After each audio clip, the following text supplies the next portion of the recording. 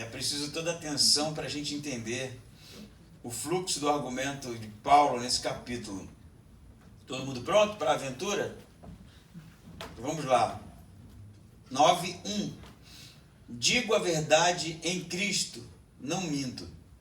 Minha consciência dá testemunho comigo no Espírito Santo, de que tenho grande tristeza e incessante dor no coração, porque eu mesmo desejaria ser amaldiçoado e excluído de Cristo por amor de meus irmãos, meus parentes segundo a carne. Eles são israelitas, e deles são a adoção, a glória, as alianças, a promulgação da lei, o culto e as promessas.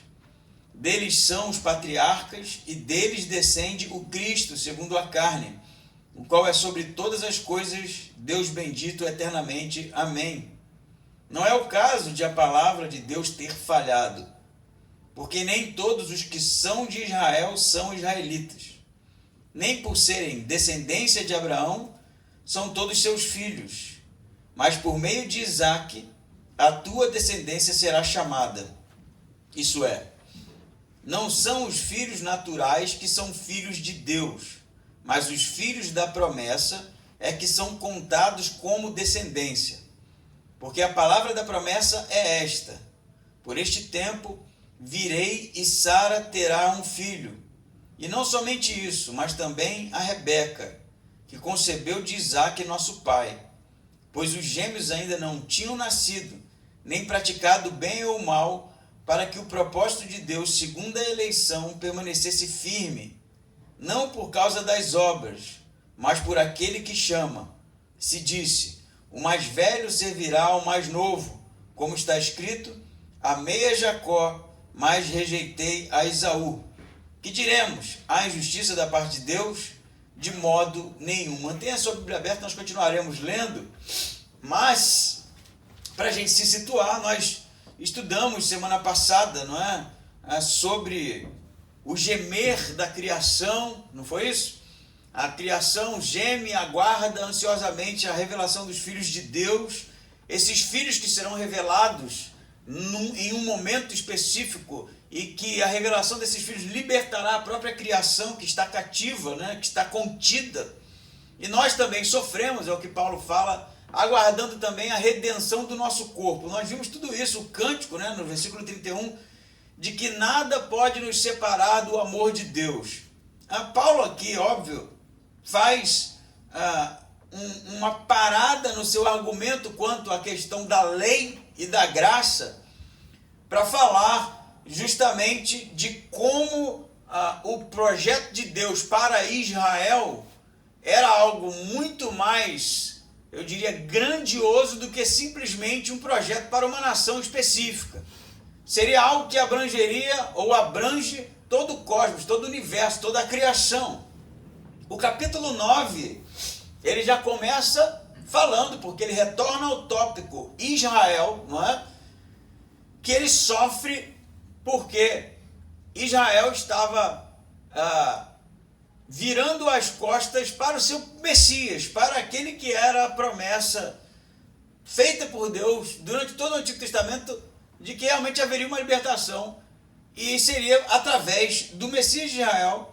E Israel, por conta disso, rejeita, ou não por conta disso, mas rejeita a promessa messiânica, e por conta disso Paulo aqui exclama, não é? Ele começa então o capítulo 9 dizendo que ele sofre, que ele dá testemunho no Espírito Santo de que tem grande tristeza no versículo 2, e ele diz uma coisa bem interessante no versículo 3, que ele desejaria ser amaldiçoado e excluído para que os irmãos, ou os judeus, seus irmãos, né, fossem salvos. Essa inclusive é uma expressão que Moisés usa também, né?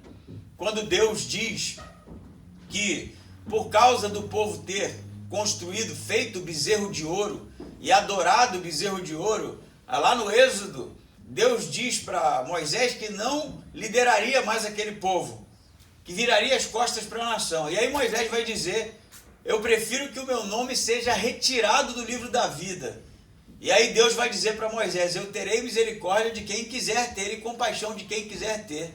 E ele tem compaixão do povo e continua então a liderar o povo naquela caminhada e a aliança vai ser continuada. Então Paulo está sofrendo por causa justamente da recusa de Israel, dos judeus, pelo Messias. Ele vai dizer, né, no versículo 4, eles são israelitas e deles é a adoção, a glória, a aliança, a promulgação da lei, o culto e as promessas. Deles são os patriarcas e deles também descende o Cristo segundo a carne.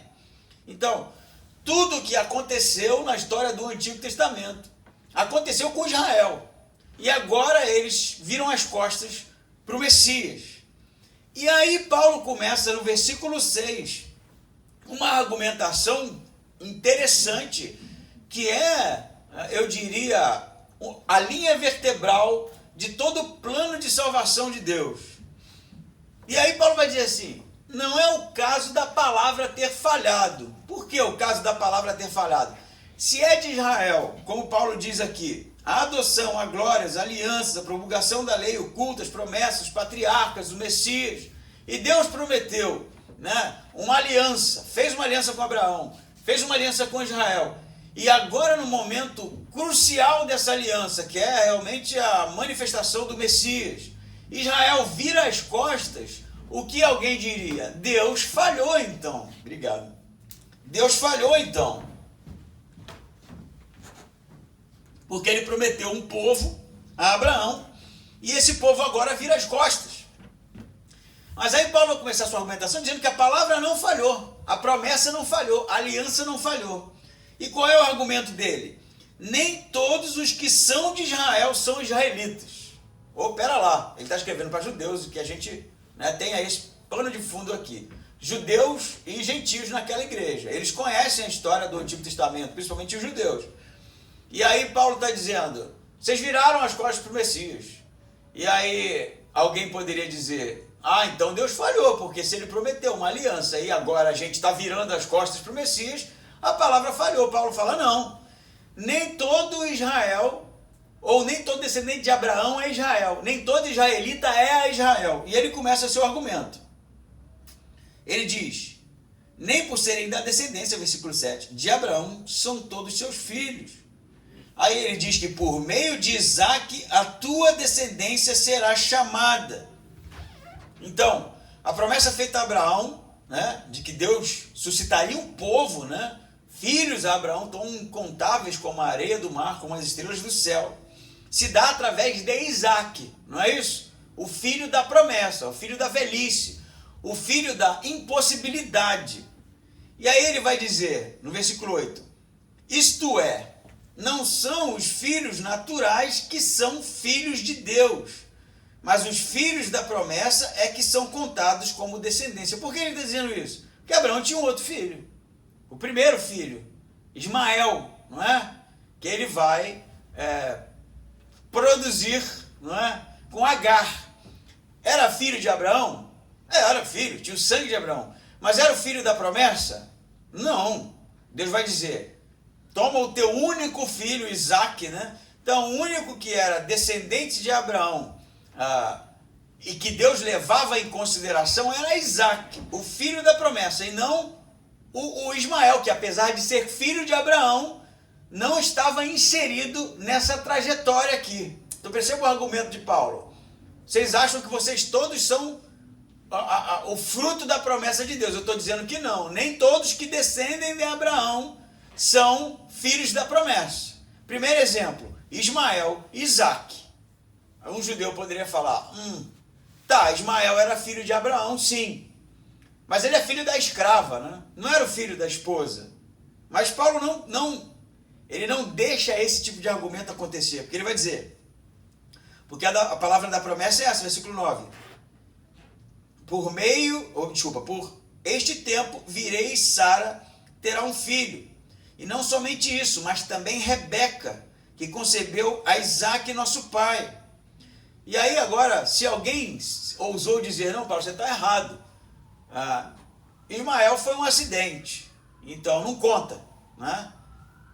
E aí Paulo vai dizer, mas Isaac também passou por isso. Porque se Abraão teve 2 filhos, Ismael, né, e Isaac, e Deus elegeu Isaac, não Ismael, para fazer parte desse plano, para produzir um povo, você tem agora um problema, porque Isaac teve 2 filhos, não é isso? Jacó e Esaú. E os dois eram filhos de Isaac. E aí Paulo ainda vai dizer mais aqui. Ele vai dizer, versículo 11, pois os gêmeos ainda não tinham nascido, nem praticado o bem e o mal, para que o propósito de Deus, segundo a eleição, permanecesse firme. Não por causa das obras, mas por causa daquele que chama. Então, se alguém disse, não, mas esse teu argumento é falho, porque Ismael era filho da escrava. E aí Paulo vai dizer, Isaac, que produziu 2 filhos, os 2 descendentes dele. Mas o que Deus fez? Antes deles fazerem o bem ou o mal, então não é sobre produzir obras, não é? E aqui produzir o bem ou o mal tem a ver com a justiça da lei, embora a lei ainda não tivesse sido dada, mas não foi o critério, a princípio, no argumento de Paulo, para que fizesse com que Deus escolhesse um dos 2 para dar continuação ao seu plano. Então, Paulo está dizendo, os 2 eram descendentes, mas Deus escolheu um, não foi isso? E não outro. Então, qual é a tônica de Paulo? Nem todo que descende de Abraão é Israel. Entendem aqui? Nem todos. Ele já deu 2 exemplos. Ismael e Isaac. E agora, Jacó e Esaú. Deus escolheu um ao invés de outro. Não é isso? Então o judeu vai falar, realmente, nem todo que descende de Abraão é o filho da promessa, ou é o povo da promessa, ou é o povo da aliança. Esse é o ponto do Paulo aqui. E ele vai dizer assim, versículo 12, se disse, o mais velho servirá ao mais novo, né? No caso aqui de Isaac e Esaú. Como está escrito, amei Jacó e Esaú. Amei Jacó, mas rejeitei Esaú. Então, a expressão aqui, inclusive no 13, a citação de Paulo é de Malaquias, capítulo 1, 2 e 3. Que Malaquias vai dizer isso, né? Vai trazer esse texto para mostrar a Israel que, apesar da desobediência de Israel, Deus escolheu um filho para que produzisse uma nação. Então eles eram especiais, porque eles eram fruto de todo um trabalho de eleição, isso é chamado de eleição histórica, da parte de Deus. Então é como se Deus estivesse em Paulo selecionado pessoas dentro daquela família. Primeiro Paulo chama uma família, né? Abraão e sua esposa, e suscita um filho. Então ele já fez uma seleção, escolhendo dentre muitas famílias, uma família, para dar origem a um povo. Depois, dentro da própria família, Deus continua fazendo isso. Ele tem um propósito. A gente tem um cenário óbvio do Antigo Testamento que, por exemplo, Ismael realmente não é o filho da promessa. Esaú era um vacilão, né? Trocou a sua primogenitura por um prato de lentilha. E eu poderia usar esses argumentos aqui para dizer que estes foram os critérios para que Deus escolhesse um ao invés de outro. Mas Paulo não me permite dizer isso, porque ele diz que antes que eles fizessem o bem ou o mal, Deus simplesmente decidiu que seria um e não outro o homem, ou a ferramenta, ou o objeto pelo qual o seu plano teria sucesso. Não é isso? Então é sobre a formação de um povo. E Deus tem os seus motivos para, justamente dentro daquela família, fazer com que indivíduos específicos dessem continuação a esse plano. Então você percebe que Deus está, nesse primeiro momento, segundo Paulo, produzindo uma família, e dessa família produzirá um povo. Qual é o objetivo de Paulo? Primeiro, mostrar para o judeu que nem todo mundo que descende de Abraão é Israel. Então, não venha com esse papinho, somos filhos de Abraão, né? Tem uma discussão com Jesus assim, né? Nós somos filhos de Abraão. E aí Jesus fala assim, Deus poderia fazer das pedras filhos de Abraão. Então, ser descendente da carne, genético, físico de Abraão, não quer dizer que você é o filho da promessa. É o resultado da promessa, porque o plano de Deus para justamente a conclusão, né, dessa aliança feita com Abraão, que seria uma grande nação, tem outros critérios, que vai ser, antes que você chegue a algumas conclusões, desenvolvido ainda mais nesse texto. Então, vamos ficar por aqui. Deus escolheu uma família para produzir um povo, e dentro da família não foram todos que fizeram parte desse plano. Alguns, porque Deus tinha um plano. porque Deus tinha um propósito. E agora ele vai dizer, 14, que diremos se Deus, dentro da própria família, tinha a sua preferência, né? Que diremos? Há injustiça da parte de Deus? Deus é injusto por ter eleito, ao invés de Ismael, Isaque, ao invés de Esaú, Jacó? Ele é injusto por isso? A pergunta retórica de Paulo. Ele vai responder, de modo nenhum. E aí vem o segundo argumento. Primeiro argumento, nem todo que descende de Abraão é Israel. Segundo argumento, Deus é injusto por isso? Por ele ter eleito indivíduos específicos dentro daquela família para produzir um povo? E segundo argumento é, porque ele diz a Moisés, justamente nesse evento, que Israel, né, enquanto Moisés sobe para pegar as tábuas da lei, né, dos 10 mandamentos, e o povo fica lá embaixo e produz aquele bezerro de ouro, Deus depois amaldiçoa o povo, né, e diz que não liderará mais aquele povo, e aí é quando Moisés vai dizer, eu prefiro que o meu nome seja riscado do livro da vida, e aí Deus vai falar, eu risco se eu quiser, isso não é contigo, e eu terei misericórdia e compaixão de quem eu quiser. É sobre misericórdia e compaixão. Então ele cita isso, terei, porque a lei, porque ele diz a Moisés, terei misericórdia de quem eu quiser, e compaixão de quem eu quiser ter compaixão. E no 16 ele diz, assim, isso não depende da vontade nem do esforço. Percebam essas expressões. No primeiro, Deus escolheu entre os dois irmãos gêmeos, Jacó e Esaú, antes que eles fizessem o bem ou o mal, antes das obras, não é? Não é sobre obra isso aqui. E agora ele está dizendo que Deus ter misericórdia e compaixão não depende da vontade nem do esforço. Perceba que é sobre lei isso aqui. Não é sobre cumprir lei. Não é sobre esforço ou mérito próprio que vai fazer com que Deus tenha misericórdia e compaixão. Não é esse o critério de Deus. Então Paulo pergunta, Deus é injusto por ter eleito um ao invés de outro? De modo nenhum. Ele vai dizer, Deus disse para Moisés, terei misericórdia e compaixão de quem eu quiser. Então não será pelo esforço e nem pelas obras. Não é esse o critério que Deus usa. Então no 17 ele diz, pois a Escritura diz ao faraó, para isto mesmo te levantei, para mostrar em ti o meu poder, e para que o meu nome seja anunciado em toda a terra. Portanto, ele tem misericórdia de quem quer e endurece quem quer. Segundo o argumento de Paulo, Deus é injusto por ter eleito um ou eleito outro? De maneira nenhuma. Ele tem misericórdia e compaixão de quem ele quiser. Assim como ele endurece quem ele quiser, se ele tiver um propósito, se ele tiver um plano. Então, não é sobre esforço, não é sobre mérito, não é sobre capacidades, não é sobre cumprir lei, mas é sobre Deus ter misericórdia e compaixão, ou sobre Deus endurecer ou não quem ele quiser para que o propósito seja cumprido. A gente se lembra da história dos 10 mandamentos? O faraó não foi endurecido desde o início, ele era obstinado, não é? em resistir a Deus, mas nos minutos finais, não é? Deus endurece, e aí Deus endurece para que a sua glória fosse manifesta. Deus tinha um plano, e esse plano seria libertar Israel e libertar com, eu diria, toda beleza possível, todo esplendor possível que a libertação que ele desejava fazer, né, poderia ter. Então, perceba aqui, até aqui, recapitulando, né, para a gente não se perder. Todo que descende de Abraão é filho da promessa? Não. Como não, Paulo? Eu sou judeu, eu sou filho da promessa. Não. Eu vou te dizer 2 casos lá do início, da origem, de 2 irmãos, né? E um foi eleito, o outro não. Que é, no caso de Isaque e Ismael.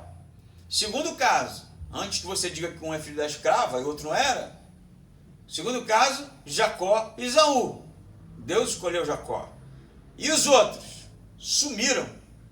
Por exemplo, Esaú vai dar origem a Edom. Edom desapareceu, uma nação irrelevante, um povo irrelevante. Então, primeiro argumento é, nem todo que descende de Abraão é a Israel da promessa. Segundo argumento, Deus é injusto por isso? Não. Ele é soberano. E se ele tem um plano, ele vai fazer esse plano se cumprir, ainda que seja ter misericórdia ou endurecer, não é isso? E aí vem, né, o argumento central do texto, que você vai entender, né, eu espero. No 19 ele suscita uma pergunta retórica aqui. Então me dirás, é como se Paulo estivesse aqui criando, né, um debatedor que fizesse esse tipo de questionamento. Por que Deus ainda se queixa? Pois quem pode resistir à sua vontade? É como se alguém dissesse, espera aí então, se Deus tem misericórdia de quem Ele quer, endurece quem Ele quer, e se não é por ser descendente de Abraão, se não é por guardar a lei, se não é por obra, quem que vai reclamar então? Ou melhor, como é que Deus pode reclamar da conduta de alguém? Se ele faz o que ele quiser, do jeito que ele acha melhor, então ele não pode reclamar de ninguém. E aí a ilustração de Paulo aqui, né, antes da resposta, ele diz, mas quem és tu, no 20, ó homem, para argumentares com Deus? Por acaso a coisa formada dirá ao que a formou, por que me fizeste assim? Primeira coisa que Paulo faz, diante dessa pergunta retórica, se Deus faz do jeito que ele quiser, então por que ele reclama? Se as pessoas, ou se as nações se conduzem de maneira equivocada. Aí a primeira resposta que ele dá é, quem é você para questionar como Deus faz as coisas? Você não tem a menor condição de entender de maneira plena como é que Deus está trabalhando. Você não consegue perceber isso de maneira total, de maneira plena, não é? Então, como é que você vai questionar Deus? Dizer, Deus, eu não concordo. Como não concordo? Você não tem o conhecimento que Deus tem das coisas e não tem condições realmente de fazer uma análise histórica correta se você está vivendo o evento em si, né? E aí vem justamente a citação do texto do vaso. Eu vou ler aqui e depois a gente continua. Ele diz assim, 21. Ou o oleiro não tem poder sobre o barro para com a mesma massa fazer um vaso para uso honroso ou outro para uso desonroso?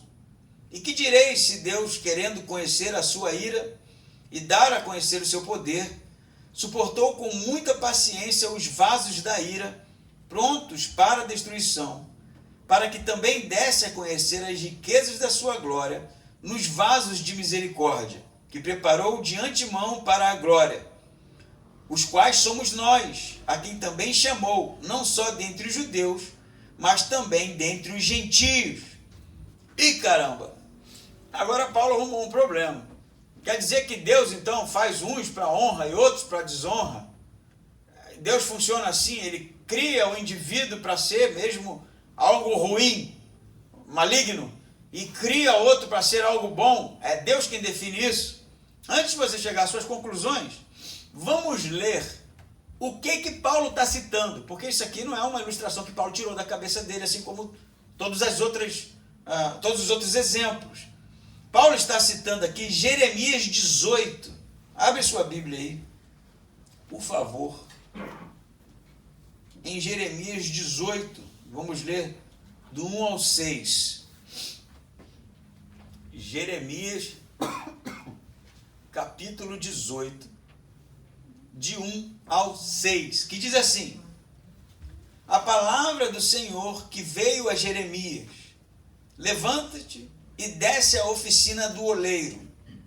Lá te farei ouvir as minhas palavras. Desci então à oficina do oleiro, e ele estava ocupado com a sua obra sobre a roda. O vaso, né? Estava produzindo um vaso sobre a roda de cerâmica. Como o vaso que o oleiro fazia do barro se estragou nas suas mãos, então fez do barro outro vaso conforme melhor lhe pareceu. Então veio a mim a palavra do Senhor: por acaso não poderei eu fazer de vós como fez este oleiro, ó casa de Israel? Declara o Senhor: como o barro na mão do oleiro, assim sois vós na minha mão, ó casa de Israel. Então o que está acontecendo? Israel, obstinada, Israel desobediente, uma Israel que resiste ao sensível toque de Deus no modelar do vaso, está acontecendo lá em Jeremias. Deus vai mandar Jeremias, então, ir até onde o olheiro está produzindo o vaso de argila e perceber que o primeiro vaso produzido pelo olheiro, ele se desfaz, ele estraga, ele se quebra. Ele não quebra literalmente porque ele ainda não foi ao forno, né? Então, aquele vaso que está sendo modelado, ele realmente se desfez. E aí o olheiro pega a mesma massa e produz outro vaso, porque o primeiro se estragou. Eu não sei se você já viu a produção de vasos de cerâmica. Pode procurar documentário ou ver aquele filme antigo, Ghost. Tu lembrou disso, né? Ghost. É um bem antigão, né? E como é que é? Uma roda, né, que fica girando, e aí você tem uma massa de argila ali, e vai com as mãos modelando, né? Tem uma técnica para aquilo, porque se você der um toque errado, ele se desfaz todo, né? Então, Jeremias está vendo justamente essa primeira fase, porque a segunda fase é levar o forno e assar a argila para que ela endureça, né? Então, ele vê o olheiro produzindo um vaso, e aí o que acontece com esse vaso? Ele se desfaz, ele estraga. Mas o olheiro não pega uma massa nova, é a mesma massa, que ele com as mãos produz um novo vaso. Então, o texto de Romanos é o texto de Jeremias, que Deus está dizendo para Israel: eu não posso, Israel, por causa da sua obstinação, infidelidade, desobediência, da mesma massa produzir um outro vaso. Perceberam isso? O que Paulo está falando aqui?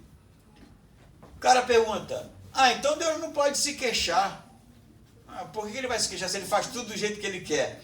E aí Paulo vai dizer: o oleiro não tem poder sobre o vaso para com a mesma massa, percebam isso, com a mesma massa, fazer um vaso para uso honroso e outro para uso desonroso? O que Paulo está dizendo? Que Deus elegeu uma família, dentro da família selecionou indivíduos para produzir um povo, e esse Deus não é injusto porque fez assim, porque ele tem misericórdia de quem quer, e endurece quem quer. Portanto, por causa da obstinação de Israel, da dureza de Israel, por justamente Israel ter virado as costas para o Messias, o que Deus está fazendo com Israel? Pegando aquele vaso, aquela massa, e produzindo dela um novo vaso. Percebam aqui? O vaso da ira é Israel, que é obstinado e desobediente, e que Deus poderia destruí-la a qualquer momento, como ele falou para justamente Moisés: eu não vou mais liderar esse povo é obstinado, desobediente e idólatra, não é isso? Ele ia abandonar ali. E aí quando Moisés faz a intervenção, Deus renova a aliança e continua conduzindo aquele povo. Então, Deus tem uma massa que ele já começou em Abraão e que está aqui tentando arrumar, que é Israel. Mas Israel resiste ao toque de Deus, Israel resiste ao modelo de Deus, ao modelar de Deus. E aí o que Deus faz?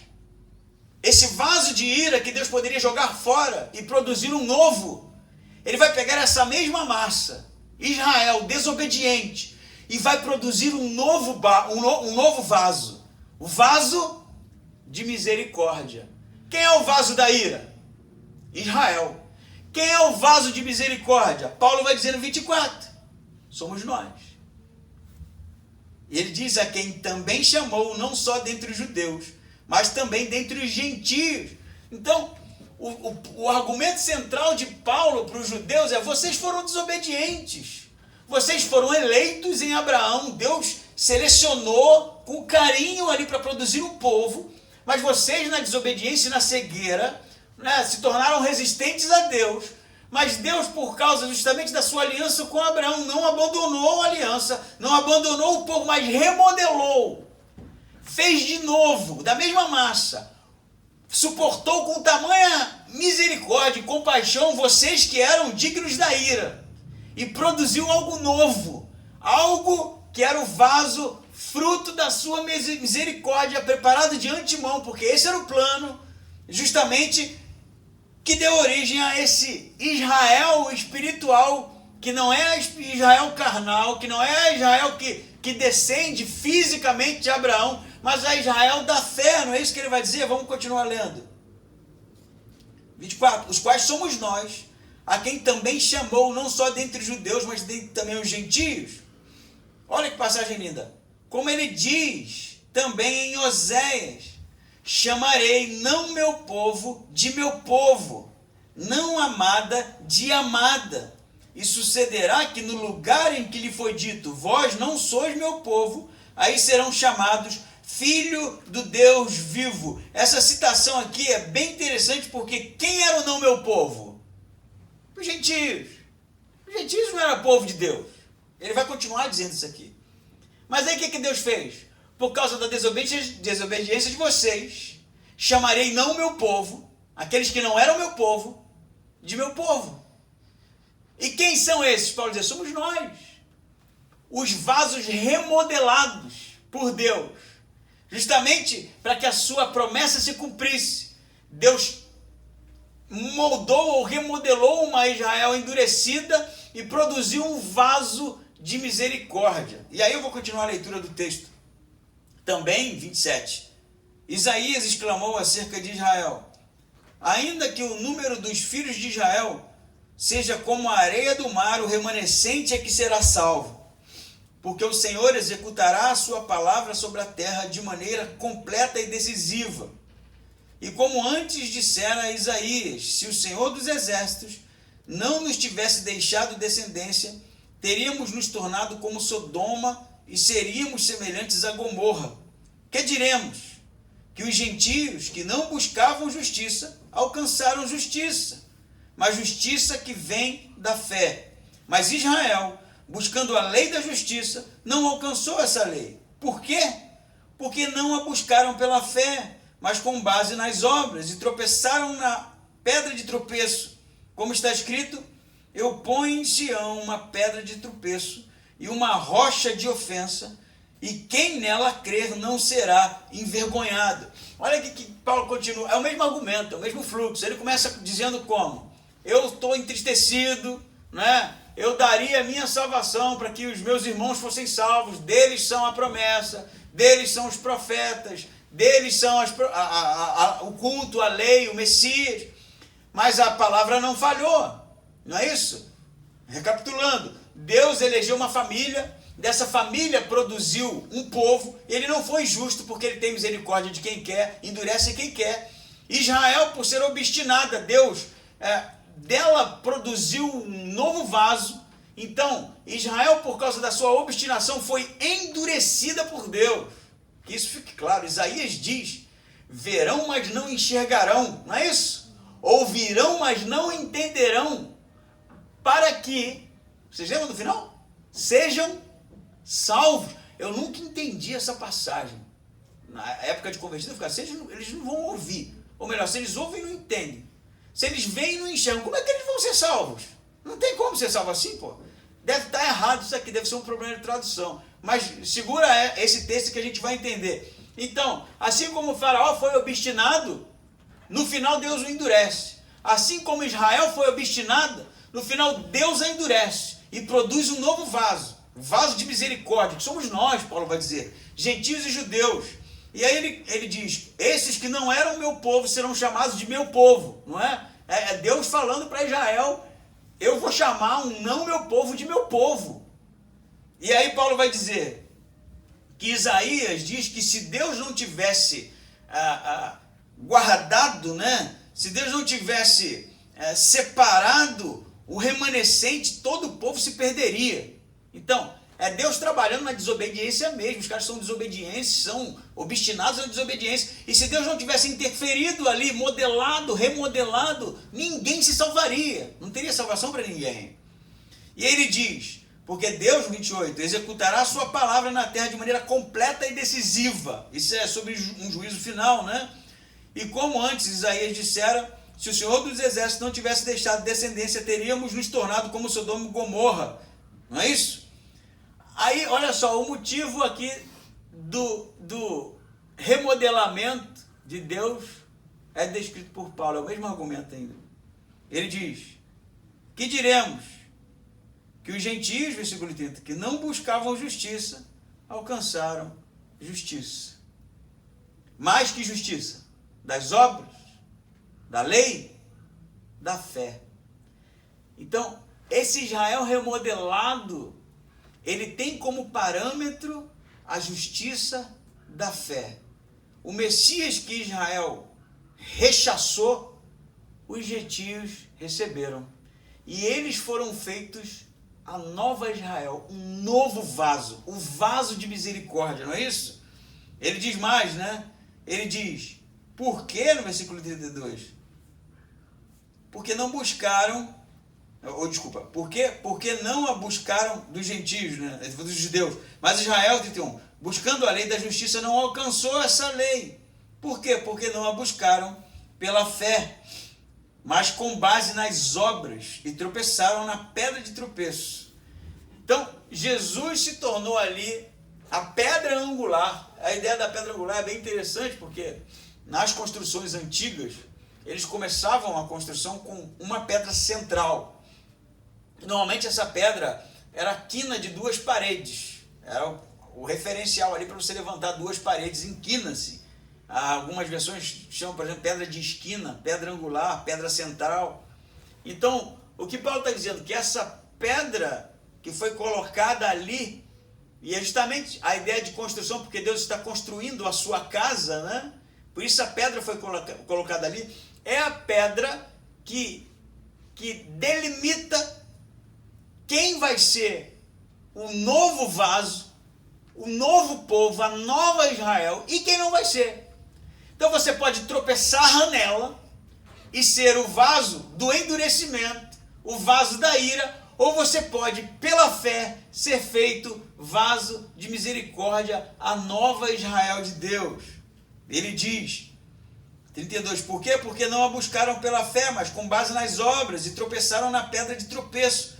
Como está escrito, eu ponho em Sião uma pedra de tropeço, uma rocha de ofensa, e quem nela crer não será envergonhado. Agora leiam comigo o 10 até o 4, é aqui onde Paulo encerra a ideia do seu argumento.